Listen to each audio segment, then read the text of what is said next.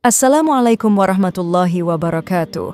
Sahabat-sahabat yang dirahmati Allah, pernahkah kalian membayangkan ada sekelompok pemuda yang tidur bukan hanya satu malam, bukan satu minggu, bahkan bukan satu abad, tapi lebih dari 3 abad lamanya? Inilah kisah luar biasa yang Allah abadikan dalam Al-Quran. Kisah Ashabul Kahfi, pemuda-pemuda gua yang imannya menyala di tengah kegelapan zaman.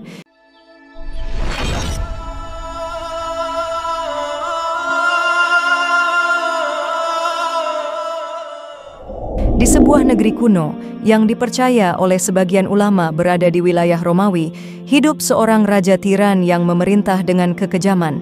Raja ini menyembah berhala dan memaksa seluruh rakyatnya tunduk kepada agama sesat yang ia anut. Tak ada ruang bagi kebenaran.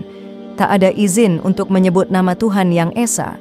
Barang siapa yang beriman kepada Allah, maka hidupnya akan terancam.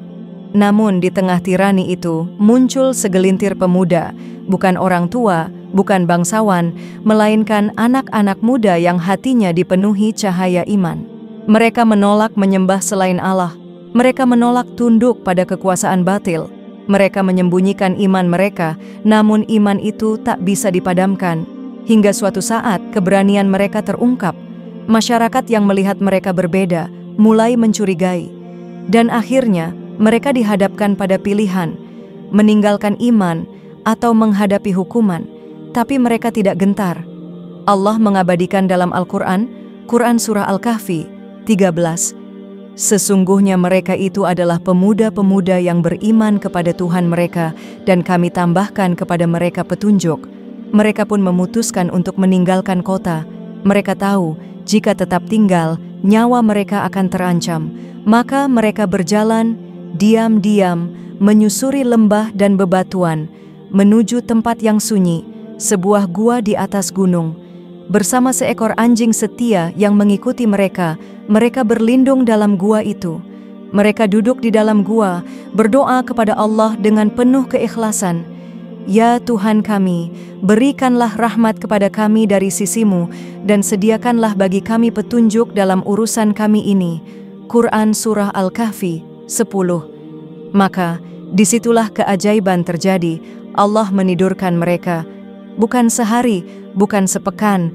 Selama 309 tahun, tubuh mereka tak membusuk. Posisi mereka terus dibalik agar tidak kaku. Mata mereka tetap terbuka agar tampak seperti orang terjaga. Dan cahaya matahari pun diarahkan Allah sedemikian rupa sehingga tubuh mereka tidak rusak. Dan engkau akan mengira mereka bangun padahal mereka tidur. Quran Surah Al-Kahfi 18. Subhanallah, inilah kuasa Allah, inilah perlindungan terhadap hamba-hamba yang menjaga imannya di masa-masa tergelap. Lalu, suatu hari, Allah membangunkan mereka.